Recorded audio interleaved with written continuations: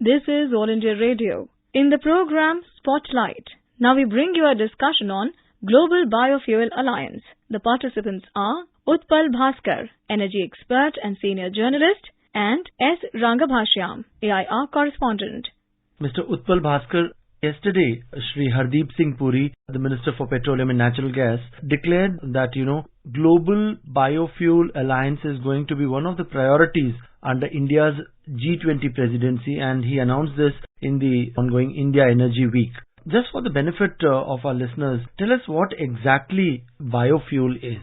So when you look at biofuel, right now what we are looking at India is primarily ethanol, and that's the reason why this ethanol blending program, which has gained traction, it has done very well in our country.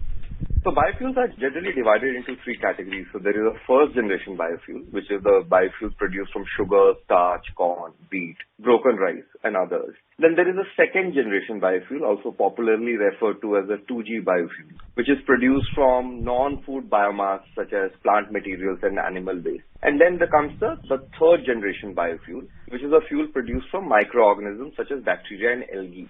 The one that Mr. Puri has talked about is, in fact, absolutely will be a game changer, given that all the three countries, Brazil, India, United States, apart from them being part of the G20, they're the largest cultivators as well, given huge parts of the landmass under agriculture.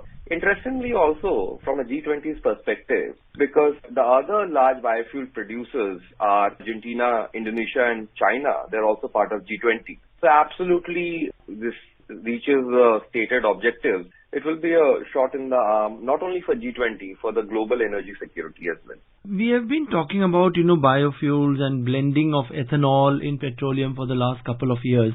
Is there a perceptible change in the demand for normal petroleum products like petrol and diesel as such because of increased usage of ethanol? Right now, if you look at the way that this entire trajectory has progressed, the very reason that the Prime Minister launched this E20 fuel for 84 retail outlets of state-owned oil marketing companies in 11 states and union territories comes on in the backdrop of India working and achieving those targets on the 20% blend of ethanol with petrol. Now, the government, obviously, given the kind of response that has been seen, the government plans to achieve a complete 20% blending of ethanol by 2025. Coming back to your question about what kind of a receptiveness has there been on the side of the consumers. In fact, from the time that the ethanol blending program and the biofuels program, so to speak, has started, obviously the consumer today, and not only it's the government, at the end of the day, any technology or any such huge shift, because we are talking about a way that we are absolutely thinking about our way of living as well, happened when the consumers became a part of the process. Now, a lot of consumers today are aware about, and climate change is a reality. We cannot wish it away. There have been all kind of extreme climate events as well. So, usage of ethanol in this country has resulted in the reduction of 318 lakh metric tons of carbon dioxide emissions, and also the forex savings of around 54,000 crore. Now, there has been the ethanol blending program, that one of the metrics to also measure the success of it would be that apart from the payments which have been made towards ethanol supply, which has gone up to around 81,800 crore till 2022, and the forex saved as well, the demand is growing up, so much so that the projections are that it will reach 10.16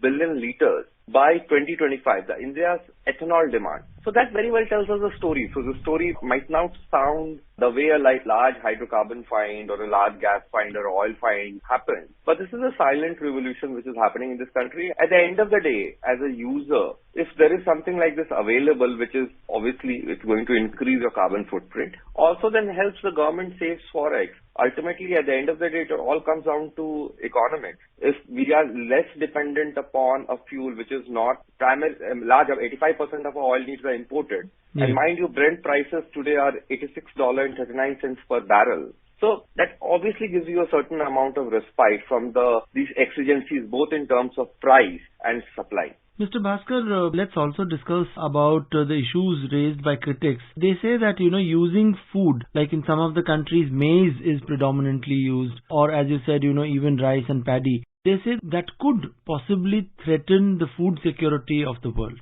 No, I said broken rice. Yeah, broken rice. So, that's what. Yeah. And maize predominantly in some parts of the world. So, if that is used for fuel, that could kind of threaten food security. To what extent would you agree with them? See, this is a very complex subject. So obviously, I'm not a agri-economist. I would not claim any credence to that. But what I would like to put out there would be, and for listeners, see, technology evolves. So obviously, the first generation biofuels came from sugar and starch, and that's the reason Brazil and the sugarcane production and stuff. The second generation is from non-food biomass, plant materials and animal waste. The third generation is from microorganisms such as bacteria and algae. So obviously, as the technology evolves, you will get into things which have no play whatsoever on your economy.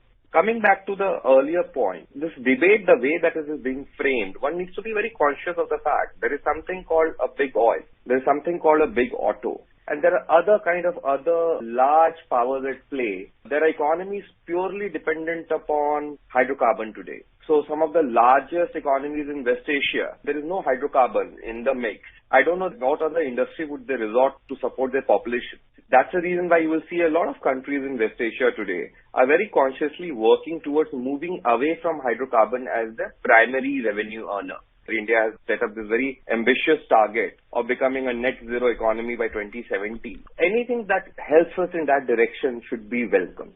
Mr. Bhaskar, we have been talking about alternatives to crude oil, and crude oil, we all know that India, imports some 75-80% of its requirement. And we also understand that there is a cartel globally by the name OPEC or OPEC Plus.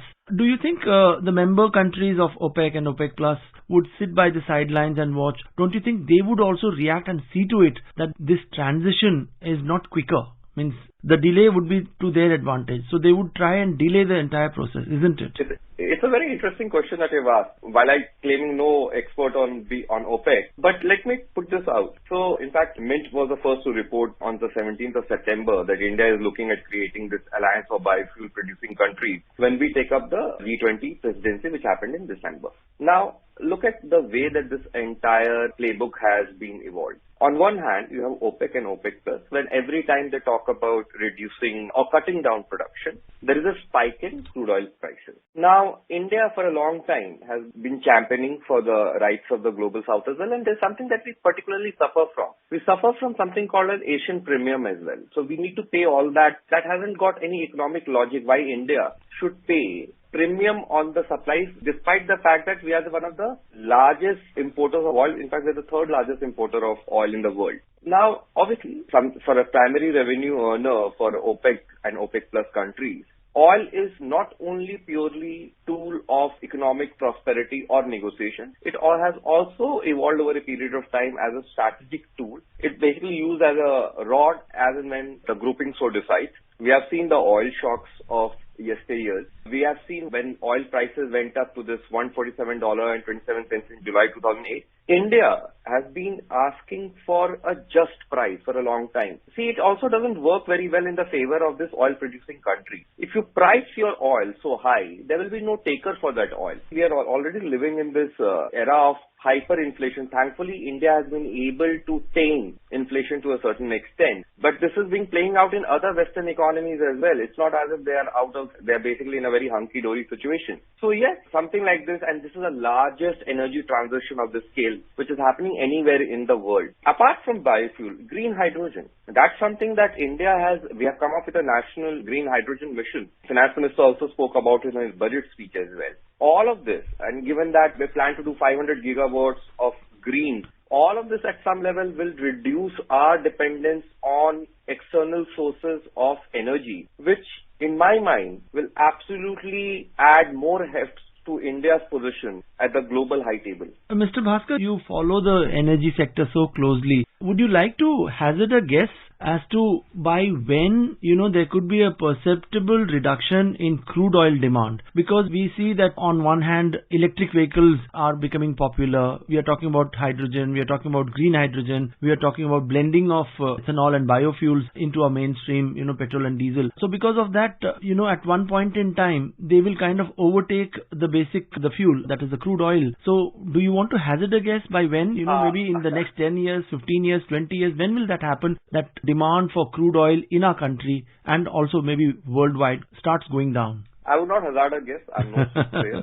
Anyone who could do that, obviously we have the Goldmans of the world who have been talking about a $200 oil price for a while now. But I'm sure when you look at, you're based in New Delhi, obviously the capital city of the country. When you look around, you'll see this huge push for green mobility which is happening. Yes. So for example, if you look at the number of EVs, that are electric vehicles that are being registered in this country, the numbers have gone up. I'm not only talking about the metros now. I would like to take this to also to tier 3 cities as well.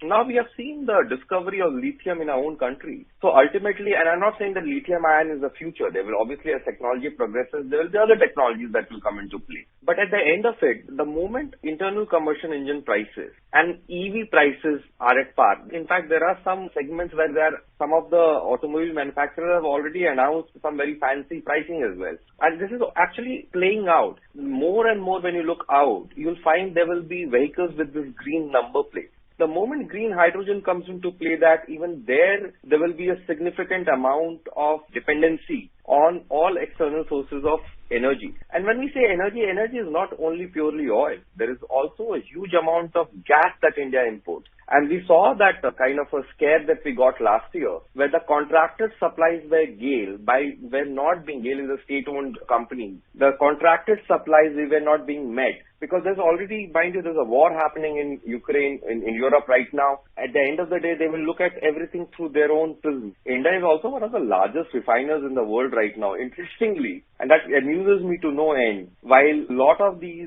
developed economies, including US and the EU, have been sermonizing us from the pulpit for reducing the usage of Russian oil, a lot of discounted Russian oil comes to India, gets processed, and then gets transported to feed into the demands of EU and US.